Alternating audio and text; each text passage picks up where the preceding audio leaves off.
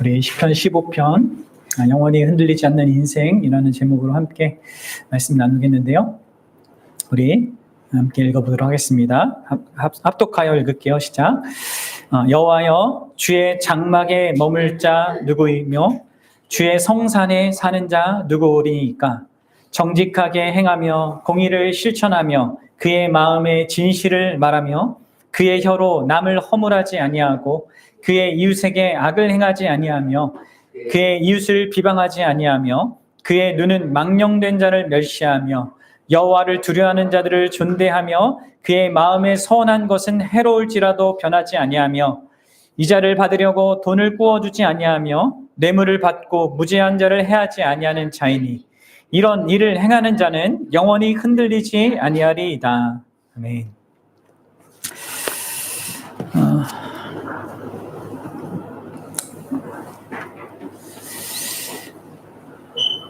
여러분들 이런 상황을 한번 상상해 보세요. 두 사람이 대화를 하고 있습니다. 그리고 그 대화를 내가 듣는 상황입니다. 그 상황 속에서 이 두 사람이 대화를 하고 있고 제3자로서 내가 그 사람의 대화를 들을 때 무엇을 발견하게 됩니까? 두 사람의 그 대화는요, 결국 이제 그 두 사람이 서로 어떤 관계에 있는가를 드러냅니다. 그렇죠? 예를 들어 이제 한 부부가 지금 서로 두 사람이 남편과 아내가 좋은 관계에 있는지 아니면 나쁜 관계에 있는지 그것을 확인해 보려면 어떻게 해야 되냐? 가장 결정적인 방법이 그 부부 두 사람의 대화를 들어보는 겁니다. 그러면 알 수 있어요. 이 사람이 지금 서로 좋은 관계 속에 있는지 아니면 지금 문제가 있는 관계 속에 있는지 알 수가 있는 것이죠. 마찬가지입니다, 여러분들. 우리가 하나님과 어떤 대화를 하는가, 또 내가 하나님께 어떤 기도를 하는가, 이것이 내가 지금 그분과 맺는 나의 관계가 얼마나 건강한가, 또 깊은가를 드러내 줍니다. 하나님과의 대화, 하나님과의 기도는 저와 여러분들이 그분에 대해서 얼마나 실제로 바르게 알고 있는지, 또 그 관계에서 가장 내가 원하는 것이 무엇인지 그것을 보여주는 것이죠. 그러니까 우리의 기도는 그분과의 관계성이 현재적으로 어떤 수준과 어떤 위치에 있는지를 보여주는 그런 지표가 될 수 있는 겁니다. 오랜 신앙생활을 하지만 기도의 대부분이 주세요, 주세요, 주세요로 이제 채워지는 사람들이 있습니다. 네. 항상 이 주세요 목록이 제일 긴 이런 사람들이 있죠. 우리 이런 사람들은 보통 자신에게 어떤 필요가 있을 때만 기도를 합니다. 그리고 그 필요가 채워지고 난 뒤에는 기도할 필요성을 느끼지 못하죠. 그래서 한동안 또 기도를 멀리 하다가 또 다시 어떤 필요가 생기면 또 기도하기 시작해요. 여러분들 이러한 기도 생활을 갖고 있는 사람들은 사실 진정한 의미에서 그가 하나님을 아는가, 또 진짜 믿고 있는가 의심이 될 만한 그런 사람들입니다. 왜냐하면 이제 그런 식의 기도는 이방 종교에도 얼마든지 있기 때문이죠. 그렇죠? 여러분들의 그 기도는 어떻습니까? 그리고 여러분들의 기도 가운데 여러분들이 하나님께 무엇을 가장 많이 말합니까? 무엇을 가장 하나님께 원한다고 고백합니까? 오늘 우리가 함께 읽은 이 시편 15편은 하나님과 깊은 관계를 영위하는 그 한 사람이 무엇을 가장 원하고 있는지, 무엇을 그가 그 관계성 속에서 바라고 있는지를 말해주고 있고요. 또 그렇게 그 하나님과의 그런 이 하나님께 바라는 것이 정말 이 종교에선 찾아볼 수 없는, 일반 종교에서 찾아볼 수 없는 어떤 것이기 때문에 그는 그 결과로 가질 수밖에 없는 것이 영원히 흔들리지 않음이라고 하는 그 확고한 이 중심이거든요. 이 하나님과의 그 가장 특별하고 친밀한 그 관계를 영위하고 또 그것을 원하는 자는 흔들리지 아니하는 어떤 든든한 견고한 반석을 갖게 된다라는 것을 우리에게 보여주고 있단 말이에요. 여러분들 한번 생각해 보십시오. 내가 하나님과의 관계성 속에서 무엇을 제일 바라고 있는 것인지, 또 그게 나로 하여금 진짜 든든한, 내 삶에 막 어떤 일이 있어도 나를 든든하게 하는 그 견고한 어떤 기반이 되는 것으로서 그것을 누리고 있는지 여러분 한번 생각해 보란 말입니다. 시편 46편 2절과 3절을 보면 이렇게 그 다윗이 또 얘기한 부분이 있어요. 한번 읽어봅시다. 시작. 그러므로 땅이 변하든지 산이 흔들려 바다 가운데 빠지든지 바닷물이 솟아나 뛰놀든지 그것이 넘침으로 산이 흔들릴지라도 우리는 두려워하지 아니하리로다. 아멘.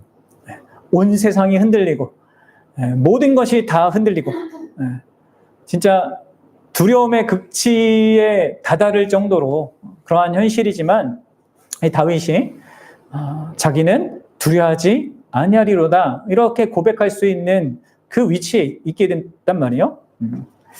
이게 어떻게 가능한 겁니까? 그것은 바로 하나님과의 그 친밀한 관계 속에서만 가능한 것입니다. 곧 하나님의 장막에 머물고 주의 성산에 사는 자, 곧 하나님의 그 임재에 가장 가까이 있는 자가 바로 이런 고백을 할 수 있는 것이죠. 오늘 저는 이제 이러한 하나님과의 그 친밀한 관계 속에서 이 흔들리지 않는 그 어떤 중심을 갖는 자가 특별히 어떤 특징을 갖는가 이 부분을 좀 함께 살펴보고자 합니다. 그리고 나는 하나님과의 관계 속에서 나는 과연 친밀한지, 그 친밀함이라고 말할 수 있는 그 관계를 영위하는 것에서 가져야 될 그 특징을 나도 또 소유하고 있는지 이 부분을 좀 확인해 보길 원합니다. 그리고 우리 안에 이것들이 너무나 작고 연약하다면 이런 부분에 있어서 하나님의 은혜를 좀 같이 구하는 그런 시간이 되면 좋을 것 같아요. 자, 먼저 하나님과의 그 친밀한 관계성 속에서 흔들리지 않는 그 중심을 가진 자는요, 첫 번째로 무엇보다도 그는 하나님의 임재를, 하나님의 가까이 하심을 가장 강력한 갈망으로 갖습니다. 이게 중요한 특징이에요. 하나님의 임재에 대한 갈망, 이것이 이러한 사람의 특징이라는 것이죠. 지금 다윗은 사실 이 기도하는 것 가운데 어떤 질문 형태로 하나님에게 자기의 어떤 마음을 표현하거든요. 그리고 이 질문, 이 두 가지 질문 모두 다 뭐와 연결되어 있냐면 하나님의 임재, 하나님의 함께하심, 하나님을 더 가까이 알고 싶은 그 갈망을 그 안에서 표현하는 거란 말이에요. 여기 나오는 장막이나 그 장막이 이제 이후에 지속적으로 머물게 될 그 성산, 하나님의 거룩한 그 성산은요, 다 하나님께서 자기 백성을 가까이 만나주시는 이 땅에, 이 지상의 중요한 장소들을 말하잖아요. 그렇죠? 특히 장막은 무엇입니까?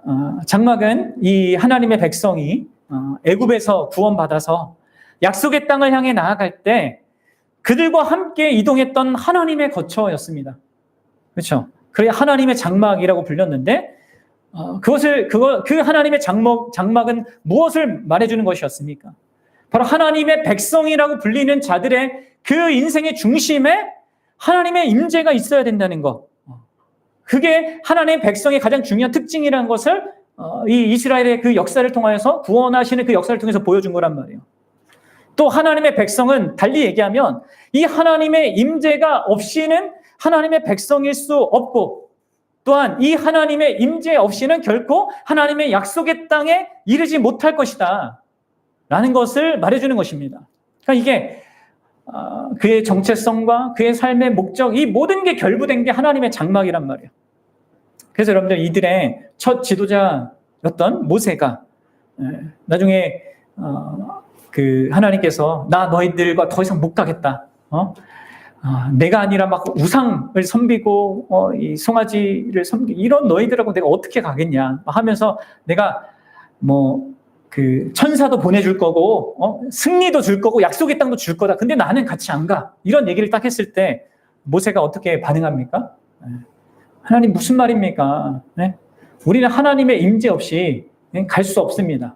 아무리 약속의 땅이 좋아도 그 땅에 하나님이 함께 하시지 않는다면 그 약속의 땅은 아무 의미 없습니다. 라고 하면서 이 모세는 알았단 말이에요. 뭐가 진짜 중요한 건지.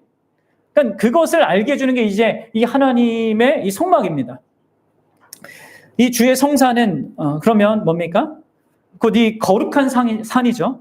거룩한 산, 성산은 바로 이 하나님의 이 성막이 나중에 보다 더 완성된 형태인 성전으로 이제 세워질 텐데 그 성전이 세워질 그 시온을 의미합니다. 시온상, 다윗성이라고 불리는 그 시온산을 의미해요. 그리고 이 시온산은 가깝게는 신의 산 있잖아요. 율법을 받았던 이 모세가 율법을 받았던 그 하나님을 가까이 만났던 그 신의 산과 연결되어 있는 산이고요. 또 멀게는 지역의 에덴 동산 있잖아요. 거기도 산인데 그 산하고도 연결되어 있는 그런 산인 거예요, 다. 이 산들은 다 거룩한 산들이라고 하는데 이 산들은 다 하나님께서 자기 백성과 가장 가까이 만나주시는 그런 장소였단 말이에요. 그러니까 그렇게 이동할 때 그 광야에서도 함께 해주신 그분이 더 가까이 자기 백성들의 삶의 그 중심에 들어가고 그들을 가까이 만나주시는 그런 장소로 시온이 또 택함 받은 것입니다. 그러니까 이 성산은 하나님의 백성이 그 하나님의 임재의 복을 풍성하게 누리는 바로 그 핵심 영역이란 말이에요. 하나님의 그 임재를 풍성하게 중단 없이 그리고 방해받지 않고 누릴 수 있는 그 영역.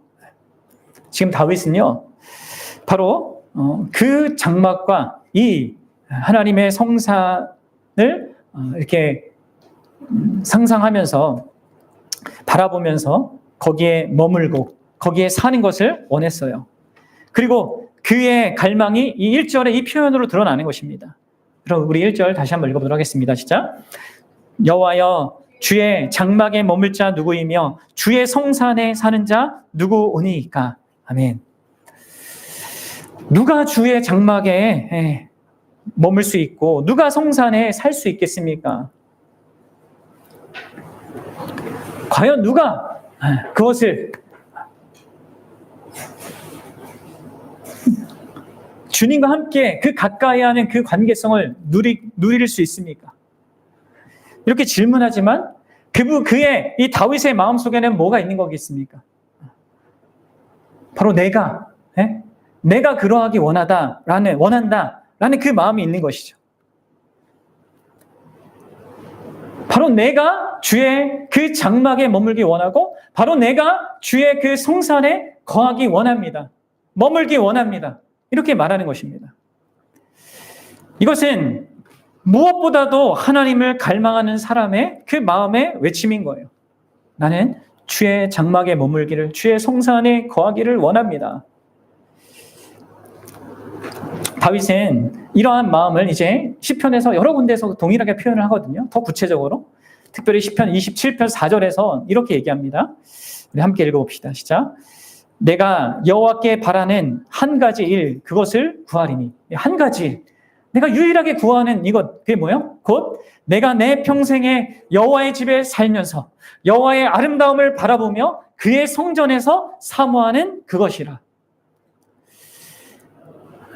지금 다윗은 하나님을 구하고 있습니다. 하나님 그분 자신을 구하고 있습니다. 그것을 갈망합니다. 더욱 알기를, 더욱 누리기를 원합니다. 사랑하는 여러분, 여러분들에게 이러한 갈망이 있습니까? 하나님 그분 자신을 원하는 그 갈망이 여러분들의 기도의 가장 중요한 내용입니까? 다른 무엇보다도 그분 자신을 원합니까?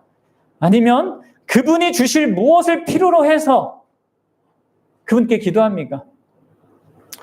그런 기도가 필요 없다는 것이 아니라 또 그런 기도는 해야죠. 그러나 내가 진짜 간절히 원하는 그것이 정말 그분 자신인가? 여러분, 이러한 갈망은 다만 이 다윗의 것일까요? 그렇지 않습니다. 우리가 거듭난 신자가 맞다면요, 우리 안에는요, 반드시 이런 하나님 그분 자신에 대한 갈망이 있을 수밖에 없습니다. 그리고 우리 안에 이런 갈망, 그분을 더 알고자 하고 더 가깝게 그분과 관계를 맺고 그 관계를 영위하고자 하는 그 갈망이 있다면 그것은 여러분들 우리가 스스로 만들어낸 게 아니에요. 그건 다윗이 만든 게 아닙니다. 다윗이 스스로 이렇게 뭐 남달라서 그렇게 한 것이 아니에요. 그래서 하나님께서 친히 그에게 진짜 그에게 가까이 해주신 그 은혜가 있기 때문에 그렇습니다. 이 관계 속에 하나님과의 관계 속에서의 이 갈망은요 오직 그분 자신만이 시작할 수 있는 것입니다. 그럼 생각해 보십시오. 아담 이후에 타락한 조건에 있는 모든 인생들은요 결코 스스로 하나님을 찾지 않습니다. 하나님을 찾아도 신을 찾아도 자신의 어떤 필요 때문에 어떤 도움을 위하여서 찾을진 몰라도 하나님 그분 자신을 원하지 않아요. 왜냐하면 하나님을 모르기 때문에 그렇습니다. 알 수가 없죠. 눈에 보이는 게 전부이고 감각하는 것이 전부인 그 조건에서 보이지 않는 하나님, 그러나 이 보이는 모든 것의 근원이고 모든 것을 주관하고 있는 그 하나님을 이 죄인은 하나님의 놀라운 기적 없이는요 알 수도 없고 추구할 수도 없어요. 모든 선의 근원이시고 무한한 큰 사랑과 그 인자하심과 그 신실하심이 크신 이 하나님을 정말 알 수가 없는 거죠. 알 수가 없게 찾을 수도 없습니다. 추구할 수도 없습니다.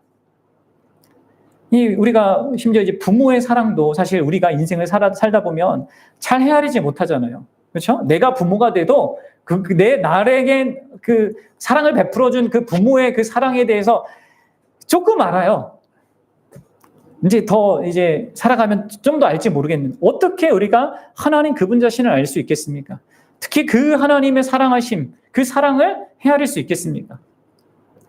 근데 그런 조건 속에 있었던 우리가 그 하나님 그분 자신을 더욱더 갈망하고 그분을 원한다. 그러면 그것은요, 그분께서 우리 안에 정말 특별한 일을 행하셨기 때문입니다. 진정한 선, 참된 행복, 영광, 이런 것에 대하여 전혀 감각할 수 없던 우리가 그것을 감각하고 그것을 바랄 수 있고 그것을 원한다. 그 나의 기도의 가장 중요한 부분이 그거다. 이 하나님의 기적이 우리 안에 일어난 겁니다. 여러분들 이걸 아시고 나한테 갈망이 있어야 된다는 거, 이것이 내가 내 스스로 억지로 가져야 되는 이 측면을 말하는 게 아니에요.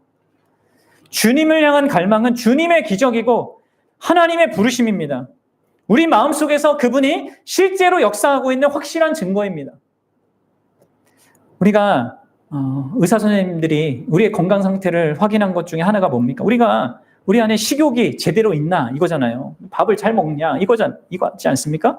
하나님을 향한 우리의 갈망은요, 내가 지금 그분과 건강한 그 상태에 있다는 거, 그분이 내 안에 역사하고 있다는 것을 드러내는 중요한 그 증거란 말이에요. 그리고 바로 우리는 이러한 갈망을 우리 안에 경험하게 될 때, 우리 안에서 확인하게 될 때 그것을 결코 무시하거나 혹은 그것을 식도록 내버려 두어서는 안 돼요. 이것을 생각해 봐야 합니다. 여러분, 그렇게 하는 것은요, 결국 성령을 근심하게 하는 것이고 또 성령을 소멸하는 것과 다름없습니다. 성령이 주시는 갈망이거든요. 성령만이 감각하게 해주시는 그 마음이거든요. 그래서 여러분들 진짜 이 마음을 잘 지키셔야 돼요. 말씀을 읽어야 되겠다 하는 그 마음이 들 때, 여러분들 기도해야겠다는 그 마음이 들 때, 공동체 모임에 내가 힘써야겠다는 이 마음이 들 때 그것을 무시하거나 외면하면 안 되는 것입니다. 내가 하나님께 나아갈 수 있고 또 그 임재를 누릴 수 있는 것이 얼마나 놀랍고 복된 특권인가 잊지 않는 것 속에서 우리 이런 마음을 주실 때 거기에 응답해야 되는 것이죠.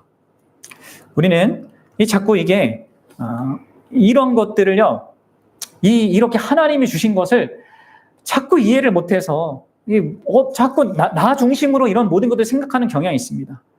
내가 예배를 드리고 또 내가 큐티를 하기도 하고 성경 읽기를 하기도 하고 또 때로는 이걸 할 때도 있고 안 할 때도 있고 막 하다 보니까 이 관계성이 마치 나 자신에게 달려있고 나의 행위에 달려있는 것처럼 이렇게 생각하는 그런 경향이 있거든요.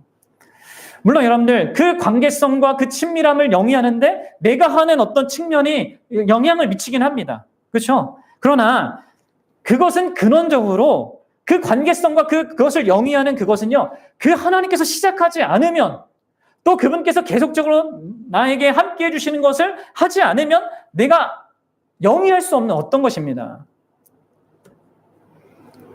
그분께서 주신 것 속에서, 허락하신 것 속에서 내가 하는 거란 말이에요. 그래서 여러분들 우리 안에 이러한 갈망이 있는지 확인해 보셔야 됩니다. 내가 스스로 가질 수 없는 그 갈망. 그렇다면 진짜 여러분들 놀라운 기적을 맛본 자로서 자기 자신을 인식하면 되고요. 여러분들 그 부르심에 응답하면서 살아가셔야 하는 것입니다. 이게 이제 첫 번째 특징이에요. 이 하나님을 정말 갈망하며 그 자기 인생 가운데 두려움이 없는 자로서 서는 자의, 흔들림이 없는 자로 살아가는 자의 특징이 그렇다는 거죠. 그럼 두 번째로 이 하나님과의 그 친밀한 관계 속에서 흔들리지 않는 자는요, 놀랍게도 자기 자신의 자격 없음을 명확히 인식합니다. 자기 자신의 자격 없음을 명확히 인식해요. 자, 다윗은 이제 2절부터 5절 중반부까지 이 하나님의 임재를 가장 가까이에서 영원토록 누릴 수 있는 자의 자격 요건이라고 보여지는 것을 말하고 있어요.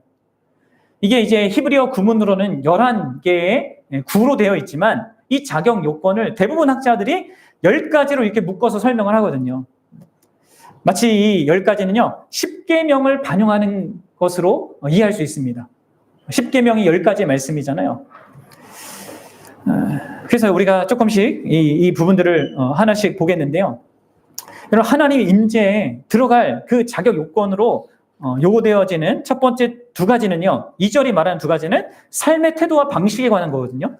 우리 15장 2절 함께 보도록 하겠습니다. 시작. 정직하게 행하며 공의를 실천하며 그의 마음에 진실을 말하며. 여기 세 가지가 나오는데 앞에 두 가지 먼저요. 이 두 가지는 삶의 태도와 방식이에요.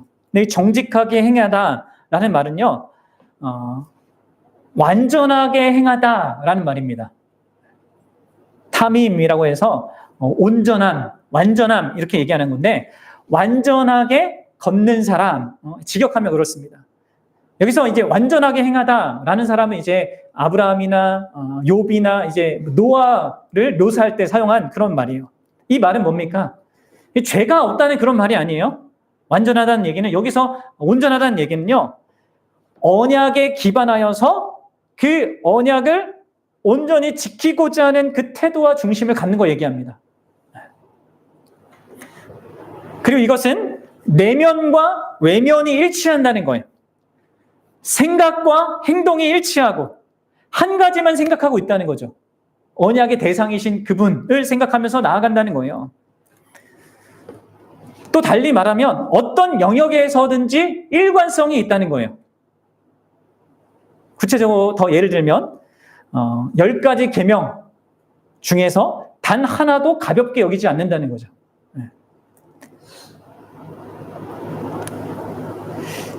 아니면 또 이렇게도 얘기할 수 있습니다. 주일의 삶과 월요일부터 토요일까지의 모든 삶이 동일하다는 거예요. 그 삶의 태도가. 하나님과의 그 관계 속에서 살아가는 삶입니다. 내가 하나님과 언약한 그 백성이라는 걸 알고 그 정체성으로 살아가는 거죠. 그 언약에 따라서. 그런 중심을 갖는 것을 얘기합니다. 이 완전함이란. 그리고 두 번째로 이제 공의를 실천한다는 것은 구체적으로 하나님이 그 언약 속에서 요구하는 그것들을 행한다는 거예요. 언약적 요구에 충실히 행하는 겁니다. 적극적인 의를 행하는 것입니다. 그러니까 그것을 어떻게 하면 최선을 다해서 하고자 하는, 최선을 다해서 완벽하게 이루고자 하는 그런 중심으로 하는 것이죠. 하나님의 율법을 적극적으로 또 완전하게 실천하고자 하는 이 태도 있잖아요. 이것을 이제 의를 행하는 것이라고 할 수 있어요. 여러분들 상상을 해보세요. 내가 어떤 사람을 좋아하게 됐고 사랑하게 되면 어떻게 됩니까? 그 사람이 나한테 요구하는 것을 내가 다 완벽하게 하지 못하더라도 완벽하게 해주고 싶잖아요. 그렇게 하는 그 삶의 태도를 말합니다. 이제 그게 이제 하나의 그런 측면이고, 그 다음에 이어지는 게 진실을 말한다. 그의 마음의 진실을 말한다라고 말합니다.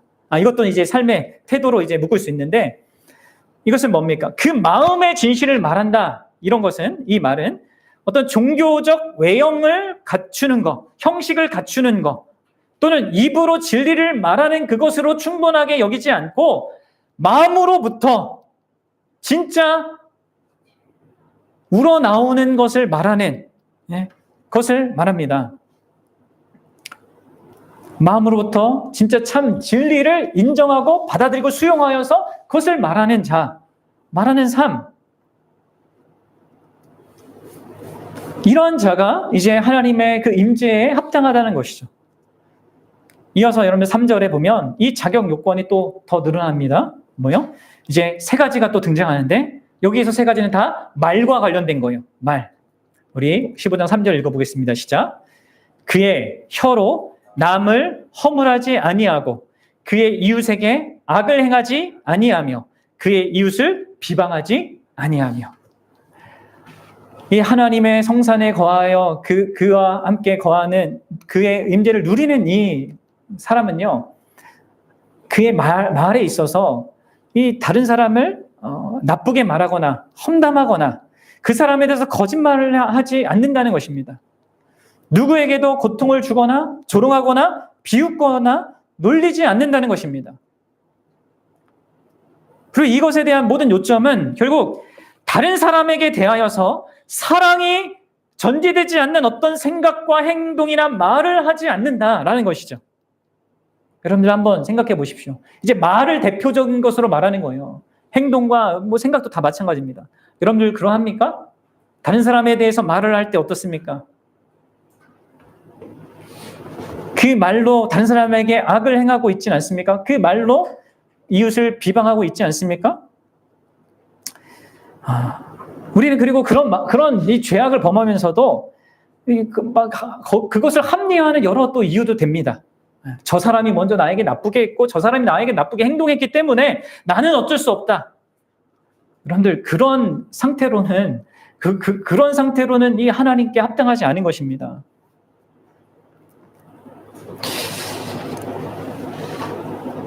하나님은 말에 있어서도 우리에게 완전함을 요구하시는 거예요.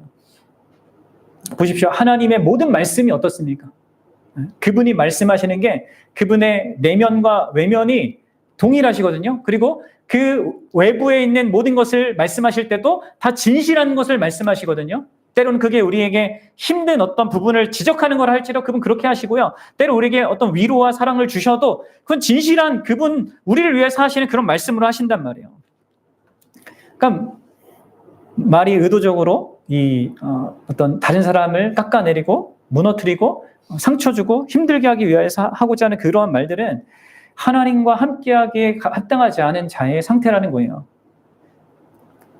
자, 그리고 이제 4절에 두 가지 또 자격 요건이 또 덧붙여집니다. 첫 번째는 이제 두 가지 내용으로 이렇게 연결되어 있는데 사람에 대한 분별력입니다. 사람에 대한 분별력. 우리 15장 4절 한번 보겠습니다. 시작. 그의 눈은 망령된 자를 멸시하며 여호와를 두려워하는 자를 존대하며. 이게 이제 내가 사람들과의 관계 속에서 그 사람들을 어떻게 이해하는가 이 부분과 이제 관련되어 있는 거죠. 사람들을 어떻게 내가 분별하는가 이겁니다. 하나님을 가까이 하기에 합당한 그 사람은 망령된 자, 곧 언약적인 이 삶을 거부하는 자를 멸시합니다. 여기서 멸시한다는 것은 단지 부정적인 이야기가 아니라 이런 얘기입니다. 그 사람이 주변으로부터 어떤 칭송을 받는다 할지라도 얼마나 큰 권세와 지위를 갖고 있고 나에게 어떤 혜택을 준다 하더라도 그 사람에 대하여서 내가 가까이 해야 될 사람으로 여기지 않는다는 거예요. 반대로 여호와를 두려워하여 경외하여 언약적인 삶을 살고자 하는 그 사람에 대해서는 그런 자에 대해서는 존대하고 존중히 하고 그를 가까이 하고자 하는 이런 태도를 갖는다는 거예요.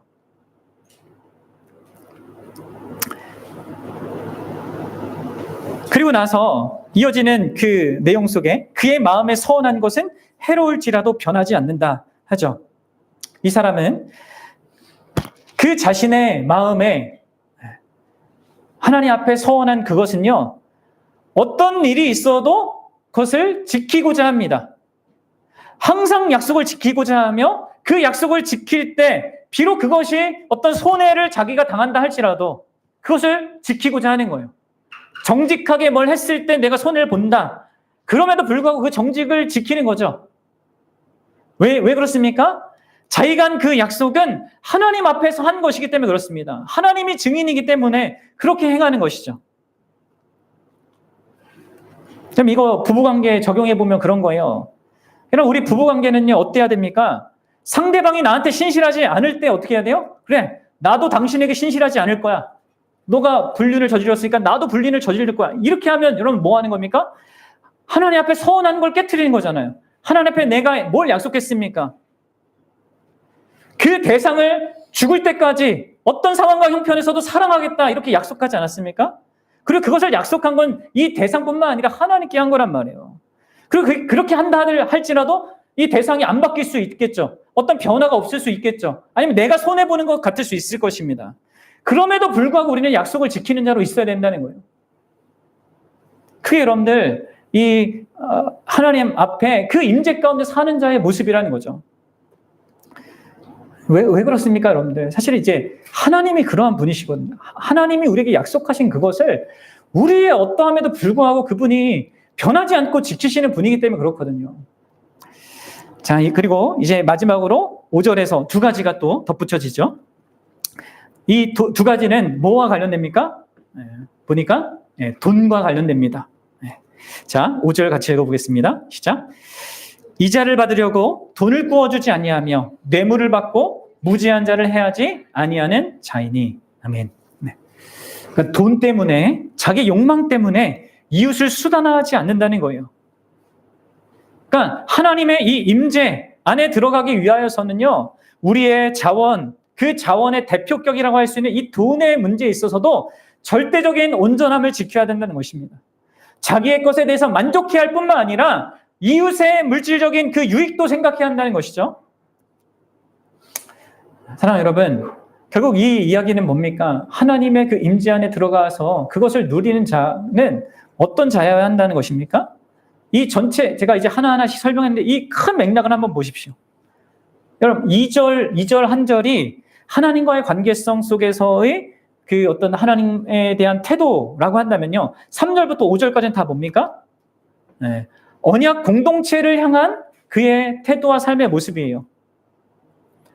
그러니까 하나님 앞에서도 온전한 중심으로 그 언약을 지키고자 하는 그것이 있어야 할 뿐만 아니라 그 하나님께서 또한 사랑하시는 이 교회 공동체, 이 하나님 백성의 공동체를 향한 이 중심에 있어서도 완전함을 요구한다는 것을 보여주는 것입니다. 결국 하나님에 대한 그 사랑이 교회에 대한 사랑으로 증명된다는 이 신약의 내용이 그대로 나타나고 있는 것이죠. 여러분, 요한의 1서 4장 20절, 21절 이렇게 사도 요한이 말하지 않습니까? 같이 읽겠습니다. 시작. 누구든지 하나님을 사랑하노라 하고 그 형제를 미워하면 이는 거짓말하는 자니 보는 바 그 형제를 사랑하지 아니하는 자는 보지 못하는 바 하나님을 사랑할 수 없느니라. 우리가 이 계명을 주께 받았나니 하나님을 사랑하는 자는 또한 그 형제를 사랑할지니라. 아멘. 그렇습니다. 하나님의 임재 가까이 머물고 살 수 있는 그 자격이 되는 사람은요, 그 하나님, 그분 자신을 마음과 힘과 뜻을 다해 사랑하는 자여야 하고 자기 이웃을 자기 몸처럼 사랑하는 자여야 하는 것입니다. 그러니까 나는 예수님은 좋은데 교회는 싫어. 이거는 말이 안 되는 거예요. 예수님을 모르는 거죠. 그런 기독교인들이 많잖아요. 그 기독교인일 수 없습니다. 사실 엄밀하게 얘기해서. 물론 방황하고 있는 기독교인일 수 있겠지만 그렇습니다. 이렇게 이러한 내용들을 보면 제가 이것을 이제 자격 요건이라고 얘기했는데 어떤 의미에서는 이게 그 하나님의 임재에 들어가기 위한 자격 요건처럼 여겨집니다. 마치 십계명이 그러한 것처럼 여겨지기도 하잖아요. 유대인들이 또 그렇게 오해도 했습니다. 한번 생각해 보세요. 내면과 외면이 일치하고 나의 행동과 말, 이것이 온전해야 되고 우리의 자원을 다루는 것도 또 내가 언약 공동체를 대하는 그 나의 중심과 태도도 여기에서 완벽함을 요구하는 것입니다. 여러분들 사실 어떤 의미에서는 하나님께서 이것을 요구합니다. 그렇죠? 왜 그렇습니까? 하나님 그분 자신이 여기서 표현되고 있는 이 어떤 악을 조금이라도 기뻐하지 아니하시는 그런 분이기 때문에 그렇습니다. 어떤 악도 없기 때문에 그렇습니다. 시편 11편 5절에서 우리가 살폈지 않습니까? 뭐라고 합니까? 같이 읽어봅시다. 시작. 여호와는 의인을 감찰하시고 악인과 폭력을 좋아하는 자를 마음에 미워하시도다. 아멘. 여기서 등장하는 이런 것들을 행하는 사람들은 악인인데 그 미워하는 그들과 어떻게 하나님이 함께 할 수 있겠습니까? 악과 이 폭력을 좋아하는 자들, 그것을 미워하는 하나님께서 그런 마음을 갖고 그런 삶을 갖고 있는 자들과 함께 할 수 없는 것은 너무나 자명한 일이죠. 그러면 여러분들 지금 다윗은 이런 목록들을 언급하면서 내가 그런 자입니다 라고 말하고 있을까요? 여러분 어떻게 생각합니까? 저는 그렇게 보지 않습니다. 그는 이 모든 10가지 목록들을 하나하나 말할 때마다 자기 자신이 얼만큼 이 목록들과 거리가 먼 자인지를 감각하고 있었을 것입니다. 그렇습니다, 여러분들. 이게 여러분들 우리에게 뭔가를 보여주는 거예요. 그리고 어떤 의미에서 역설적인 것이죠. 하나님의 임재에 가까이 나아가 그 임재를 누리면서 그 영혼이 흔들리지 않는 그 기반을 가진 자는요, 이 자기의 안에 갖춰야 되는, 본래는 하나님 앞에서 갖춰야 되는 이 자기의 하나님이 바라시는 것과 내가 도달하지 못한 나의 상태의 어떤 자격 없음을 깊이 인식하는 자라는 거예요. 그렇습니다. 하나님이 사실 그것을 알게 하십니다. 우리의 부적합함을 알게 하시는 거예요. 근데 이제 거기서 끝나는 것이 아니라 그런 하나님과의 이런 관계 속에서 그 사람은 자기의 부적합함, 그것을 인식할 뿐만 아니라 그런 자신을 그분 자신께로 그 가까이로 그 임재로 나오게 하게 만드신 그 하나님의 은혜와 자비에 대한 명확한 인식과 감사가 있는 것입니다. 그리고 더불어서 그 은혜에 대한 그 은혜에 합당하게 살고자 하는 그 중심 또한 갖게 되는 것이죠. 그러면 이것이 모든 이 하나님과 관계를 누린 자에게 있는 중심이에요. 그리고 든든한 인생을 사는 사람의 중심입니다. 우리는 다시 1절로 들어갈 필요가 있습니다. 다시 주의 주의 장막과 그 성산에 주목해야 돼요. 여호와여, 주의 장막에 머물 자 누구이며 주의 성산에 사는 자 누구이니까. 아까 제가 앞서서 말씀드렸죠. 이곳은, 이 장막과 성소는 다 하나님께서 자기 백성을 만나주시는 그 장소입니다. 그리고 하나님께서는 바로 그렇게 그 자기 백성을 친밀하게 가까이 만나주시는 그곳에서 뭐를 행하게 하십니까? 바로 희생 제사를 요구합니다. 이 성막은 희생 제물이 하나님께 바쳐져서 하나님의 백성이, 물론 이때는 이제 대제사장이 대표로 나가는 거지만 그렇게 하나님께 가까이 나갈 수 있는 그 길을 열어주시는 그 장막이거든요. 그러니까 이 희생 제사 자체가 뭘 얘기해 줍니까? 우리가 우리의 완전함 때문이 아니라, 그것 때문에 하나님께 나아가는 것이 아니라 하나님께서 우리의 죄를 대신한 어떤 희생 제물 때문에, 또 그 희생 제물의 어떤 완전함 때문에 우리로 하여금 하나님께 나아갈 수 있고 그 하나님과 임재와 그 친밀함을 누릴 수 있게 하신 그 사실을 보여준단 말이에요. 결국 여러분들 이 성막 안에서, 이 성산 안에서 행해지는 가장 큰 게 바로 이겁니다. 그 하나님께서 우리 인생들에게 주실 수 있는 가장 큰 복, 결국 뭐예요? 자기 임재죠. 자신의 함께함입니다. 자신의 친밀함입니다. 그걸 주기 위하여서 그분 자신이 무엇을 하실 건가를 보여주는 게 바로 성막이고 이 성산이에요.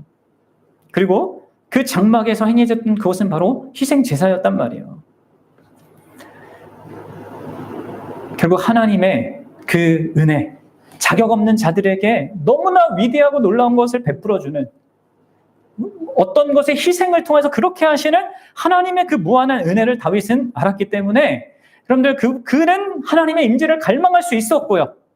비록 자기의 자격 없음을 인식하고 감각하였지만 또 동시에 그분께서 부르신 것의 그 특권을 이해하고 감사했으며 그것 안에서 그는 지금 이러한 자기가 언급한 이 삶의 모습들을 자기 안에서 갖기를 간절히 소망했던 것입니다.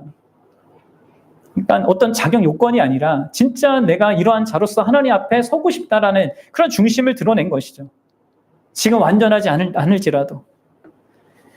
그리고 여러분들 하나님의 임재 안에 머물며 그 안에 살고 흔들리지 않는 자는 이렇게 결정적으로 하나님 그분께서 이 행하신 객관적인 그 은혜의 일에 대한 분명한 이해와 감사가 있는 것입니다.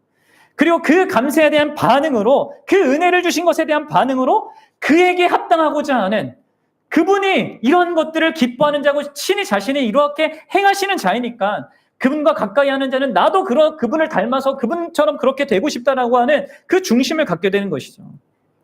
이게 다윗이 여러분들 이 시를 통하여서 드러내고 있는 마음입니다. 근데 여러분들 사실 이 다윗이 이러한 마음을 가졌던 것은 이 어떤 의미에서 먼 소망으로 바라보던 어떤 것이었습니다. 이게 무슨 말이냐면 사실 여러분들 다윗은 왕이었잖아요.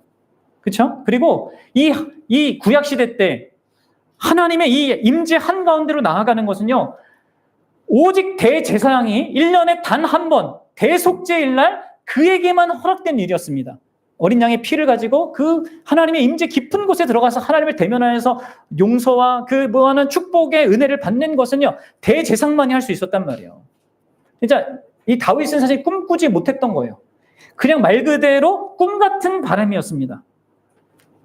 그럼에도 불구하고 그가 이것을 소망했던 것은 하나님께서 이렇게 장막을 두고 희생 제사를 두고 그리고 이 대제사장을 통해서 모든 백성, 하나님의 백성의 대표인 대제사장을 통하여서 이런 일들을 하신 것은 결국 하나님께서 자기 백성 모두를 이렇게 이끄실 것에 대한 이해가 있었던 거예요. 그 하나님의 궁극적인 뜻에 대한 감각이 있었던 것입니다. 그래서 자기도 그것을 갈망한 자로 설 수 있었던 것입니다. 그리고 그 얘기는 결국 오늘날 우리 신약의 백성들은요, 하나님의 백성들은 놀라운 자리와 특권 속에 있는 겁니다. 우리의 이 위치는 다윗이 그토록 바라던 그 소망이 우리에게 진정한 현실이 된 것이 객관적인 역사로서 기반하여서 있게 된 것이죠. 여러분 이것을 아십니까? 사도 요한은 이 하나님의 장막이 우리 가운데 펼쳐져서 거하게 되었다라는 것을 예수님의 성육신을 이게 빗대어서 이렇게 말했습니다. 요한복음 우리 1장 14절 한번 보십시오. 시작. 말씀이 육신이 되어 우리 가운데 거하심에, 여기 거하다라는 말이요, 헬라어로 장막을 치다라는 말이에요.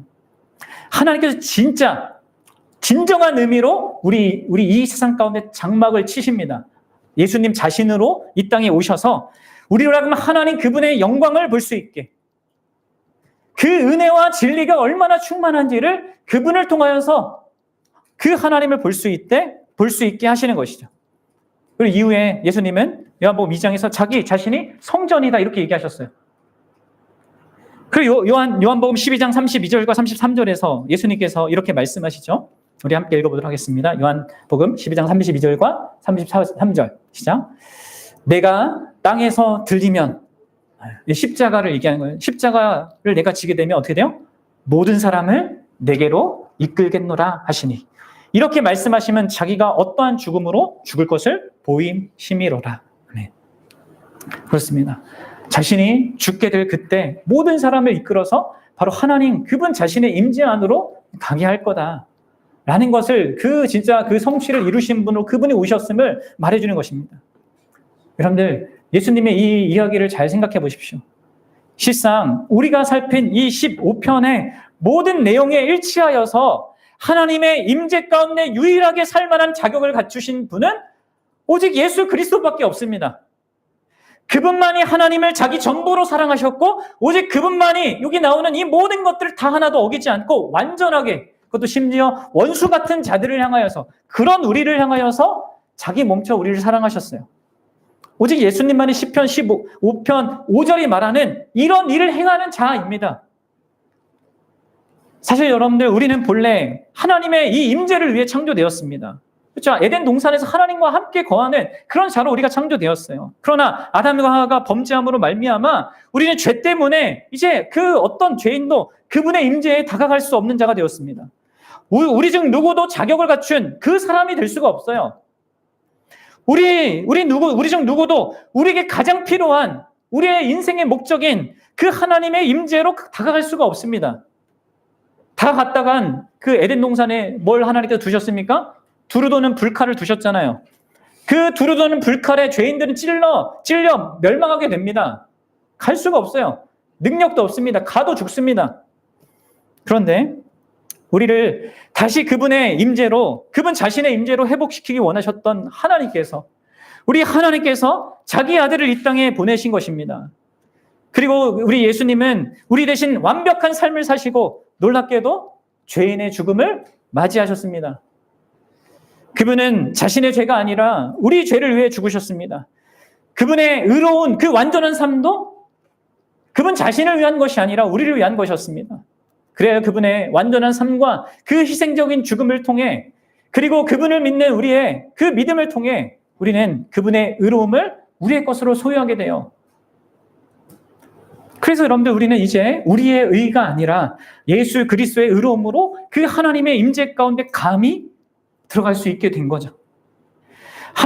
이 예수님께서 우리를 대표하여서 이 하나님의 성산에 들어가셨기 때문에, 하늘 성소에 들어가셨기 때문에 우리도 그분을 믿는 믿음 안에서 그 하늘 성소에 들어가게 되는 겁니다. 들어간 자로 우리가 살게 되는 겁니다. 그리고 여러분들, 우리가 누리는 그 하나님과 관계성은 이제 견고한 그 어떤 것에 의하여서도 흔들리지 않는 그 견고한 것이 되는 것입니다. 여러분 보십시오. 하나님이 예수 그리스도 안에서 우리에게 주신 게 뭐예요? 영원한 의로움입니다. 그분이 우리에게 주신 게 무엇입니까? 영원한 자녀됨입니다. 우리에게 주신 게 뭐예요? 요한복음 17장에서 말하는 그 영광입니다. 하나님께로부터 무한하게 사랑받는, 예수 그리스도께서 받으셨던 그 사랑을 우리도 받는단 말이에요.